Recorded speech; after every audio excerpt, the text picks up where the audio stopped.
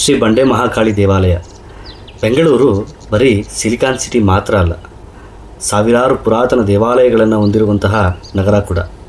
ಅಂತಹ ಪುರಾತನ ದೇವಾಲಯಗಳಲ್ಲಿ ಶ್ರೀ ಬಂಡೆ ಮಹಾಕಾಳಿ ದೇವಾಲಯವೂ ಕೂಡ ಒಂದು. ಸಾಮಾನ್ಯವಾಗಿ ಕಾಳಿ ಅಂದ್ರೇ ರೌದ್ರ ಸ್ವರೂಪ. ಆ ಭದ್ರಕಾಳಿ ತುಂಬ ಕೋಪದಿಂದ ಇರತಕ್ಕಂತಹ ಸಾಕಷ್ಟು ಮೂರ್ತಿಗಳನ್ನು, ಫೋಟೋಗಳನ್ನು ನಾವು ನೋಡೇ ಇರ್ತೀವಿ. ಆದರೆ ಈ ದೇವಾಲಯದಲ್ಲಿ ಆ ತಾಯಿ ಸೌಮ್ಯ ರೂಪಿಯಾಗಿ ನೆಲೆಸಿರ್ತಕ್ಕಂಥದ್ದು ಬಹಳ ವಿಶೇಷ.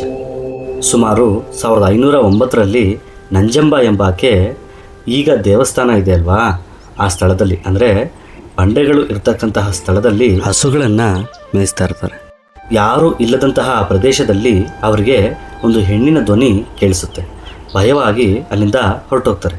ಕೆಲವು ದಿನಗಳ ನಂತರ ಅದೇ ಪ್ರದೇಶಕ್ಕೆ ಬರ್ತಾರೆ. ಆವಾಗಲೂ ಸಹ ಅವ್ರಿಗೆ ಒಂದು ಹೆಣ್ಣಿನ ಧ್ವನಿ ಕೇಳಿಸುತ್ತೆ. ಧೈರ್ಯ ಮಾಡಿ ಯಾರು ಅಂತ ನಂಜಮ್ಮ ಕೇಳ್ತಾರೆ. ಅದಕ್ಕೆ ಆ ತಾಯಿ, ನಾನು ಮಹಾಕಾಳಿ, ನನಗೆ ಇಲ್ಲಿ ಪೂಜೆ ಕೈಂಕರ್ಯಗಳು ನಡಿಬೇಕು ಅಂತ ಹೇಳಿ ಆಜ್ಞೆಯನ್ನು ಮಾಡ್ತಾರೆ. ಈ ವಿಷಯವನ್ನು ತಿಳಿದ ನಂಜಮ್ಮ ಊರಿನ ಜನರಿಗೆ ಹೇಳ್ತಾರೆ. ಊರಿನ ಜನರು ಎಲ್ಲರೂ ಕೂಡ ಅಲ್ಲಿ ಬಂದು ಪರಿಶೋಧನೆ ಮಾಡ್ತಾರೆ. ಆಗ ಒಂದು ಬಂಡೆಯಲ್ಲಿ ಆ ತಾಯಿಯ ರೂಪ ಕಾಣಿಸುತ್ತೆ. ಆಗ ಎಲ್ಲರಿಗೂ ಗೊತ್ತಾಗುತ್ತೆ ಆ ತಾಯಿ ಇಲ್ಲಿ ನೆಲೆಸಿದ್ದಾರೆ ಅಂತ. ಅಂದಿನಿಂದ ಅಲ್ಲಿ ಪೂಜೆ ಕೈಂಕರ್ಯಗಳು ನಡೆಯಲು ಪ್ರಾರಂಭವಾಗುತ್ತೆ.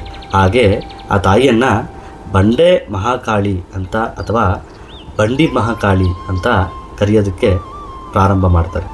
ಆ ತಾಯಿ ಒಂದೇ ಬಂಡೆಯಲ್ಲಿ 3 ಅಡಿಗಳಷ್ಟು ಎತ್ತರವಿದ್ದು ಕೈಯಲ್ಲಿ ಪರಶು, ಡಮರು ಹಾಗೂ ಅಭಯ ವರದ ಮುದ್ರೆಗಳನ್ನು ಹಿಡಿದು ಮುಗುಳು ನಗುತ್ತಾ ನಿಂತಿರ್ತಾರೆ. ಆ ತಾಯಿಯನ್ನು ನೋಡಲು 2 ಕಣ್ಗಳು ಸಾಲೋದಿಲ್ಲ.